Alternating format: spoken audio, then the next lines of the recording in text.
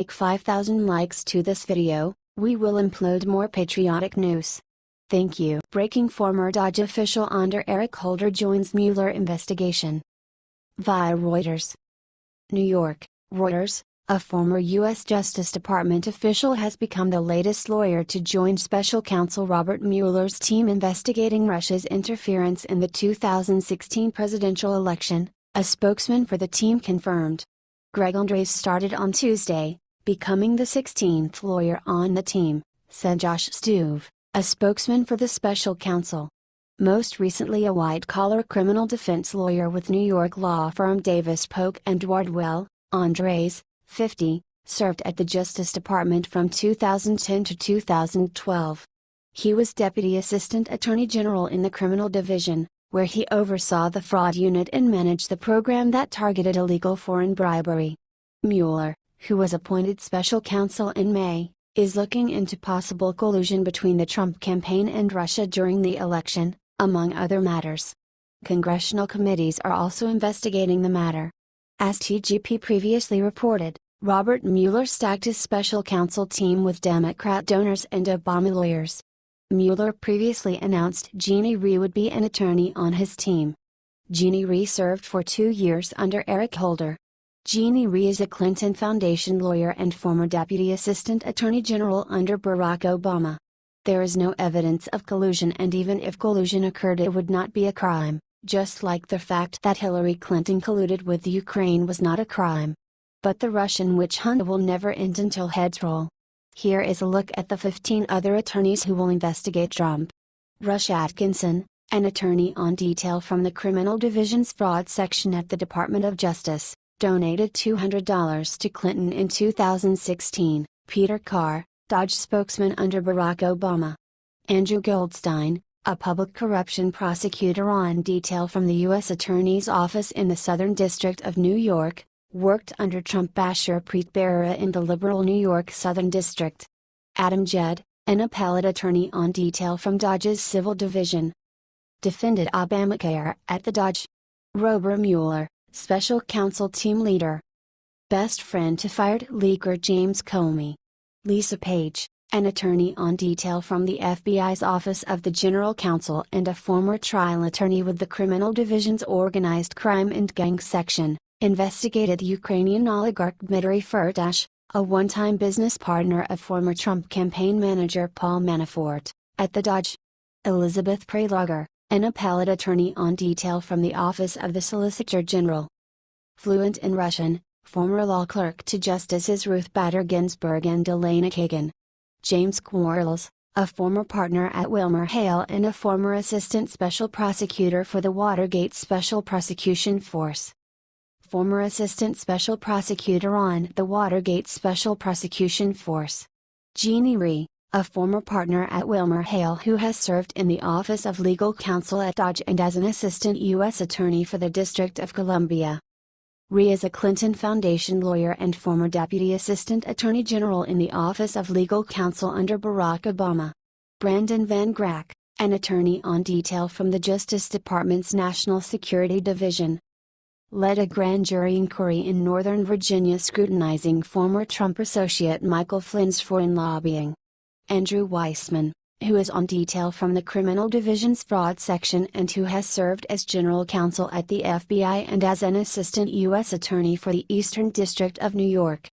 Weissman donated $2,300 to the Obama Victory Fund in 2008, $2,000 to the DNC in 2006 and at least $2,300 to the Clinton campaign in 2007. Aaron Zebley, a former partner at WilmerHale who has previously served with Mueller at the FBI and has served as an assistant U.S. attorney in the Eastern District of Virginia. Worked with Robert Mueller at the WilmerHale firm. These other Mueller attorneys have less conspicuous political leanings. Aaron Zielinski, an attorney on detail from the U.S. Attorney's Office in the District of Maryland. Worked under Assistant AG Rod Rosenstein in Maryland. Zainab Ahmad, a top national security prosecutor on detail from U.S. Attorney's Office in the Eastern District of New York. Michael Dreeben, an appellate attorney on detail from the Office of the Solicitor General, described by former colleagues as one of the brightest criminal law experts of the past two generations.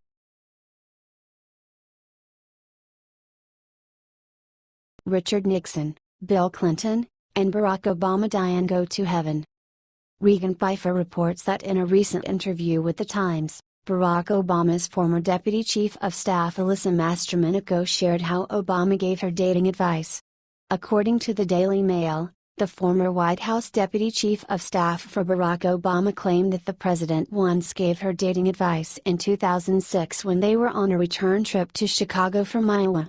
In an interview with The Times, Alyssa Mastromenico shared how the at-the-time Illinois senator once threatened to text one of Senator Tom Harkin's staffers on her behalf when he saw him checking her out. Obama turned to me and said, "Look, he was really into you. And if you don't email him, I will," she writes in her book about her time working with Obama called Who Thought This Was a Good Idea? But what is even more interesting than Obama attempting to make love connections for his staff is the obvious lack of love Michelle had for her own. According to the same Deputy Chief of Staff Mastromenico who remembered Obama so fondly, she states this about Michelle, but the true person in charge of the White House was First Lady Michelle Obama. "She's the boss," Mastromenico said. "If he was mad at you for any reason, you'd be, like, okay. If she was mad at you, if you thought for some reason she might be, you were, like, I'm in so much trouble." That isn't exactly a surprise. After all, if you're Michelle Obama and think you're entitled to 24 servants, you must be running the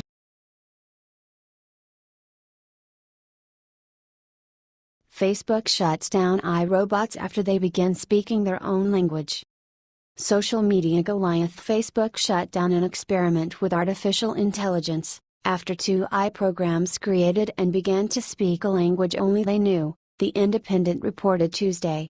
Facebook developers were attempting to get the two chatbots to barter a trade with one another utilizing hats, balls, and books of varying values, according to The Independent. The two bots quickly resorted to speaking a variation of English between one another that seemed largely incomprehensible to the developers but was seemingly understood clearly by the two bots. The robots were reportedly told to improve their negotiation tactics as they bartered a trade but were not required to use understandable English, and soon the bots began speaking abnormally. According to The Independent, a sample of the conversation went like this: "Bob, I can I everything else. Alice, balls have zero to me to me to me to me to me to me to me to me too. Bob, you I everything else. Alice, balls have a ball to me to me to me to me to me to me to me. Bob, I can I everything else. Alice, balls have a ball to me to me to me to me to me to me to me. Bob, I. Alice, balls have zero to me to me to me to me to me to me to me to me too. Bob, you I everything else. Alice, balls have zero to me to me to me to me to me to me to me to me too. Bob, you I everything else. Alice, balls have zero to me to me to me to me to me to me to me to me too. According to The Independent, while the conversation initially looked like stuttering or glitching, the bots appeared to be using specific speech rules. For instance, both bots kept stressing their own names, which was thought to be a part of the bartering process. Developers reported that some of the negotiations carried out with this bizarre language were concluded successfully. They noted that the language was possibly just a shorthand form of English used by the programs to work more efficiently. Linguist Mark Lieberman, who called the chatbot's language Facebooklish, said that while Facebooklish seems like gibberish, it counts as a successful language if it's understood. He explained on his blog what it means for something to truly count as a language. We have to start by admitting that it's not up to linguists to decide how the word language can be used, though linguists certainly have opinions and arguments about the nature of human languages, and the boundaries of that natural class. Are vernacular languages really capital L languages, rather than just imperfect approximations to elite languages? All linguists would agree that they are. Are sign languages really languages rather than just ways to use mime to communicate? Again, everyone agrees that they are. While researchers were fascinated by the development and not worried about the language being a way for the bots to keep secrets from developers, Facebook had to shut down the programs due to the fact that they were being designed to speak to humans, not encoding language to each other. But while the AI's language was very strange, inventing varied forms of wording isn't as odd as some might think. In fact, according to Facebook Artificial Intelligence Research Division's visiting researcher Dhruv Batra, it's very human. Agents will drift off understandable language and invent code words for themselves, Batra said, highlighting the effectiveness of the adapted communication. Like if I say the 5 times, you interpret that to mean I want 5 copies of this item. This isn't so different from the way communities of humans create shorthands. According to Lieberman, however, it's unlikely that the AI form of shorthand is something humans will adopt. In the first place, it's entirely text-based, while human languages are all basically spoken, or gestured, with text being an artificial overlay, Lieberman wrote on his blog. And beyond that, it's unclear that this process yields a system with the kind of word, phrase, and sentence structures characteristic of human languages.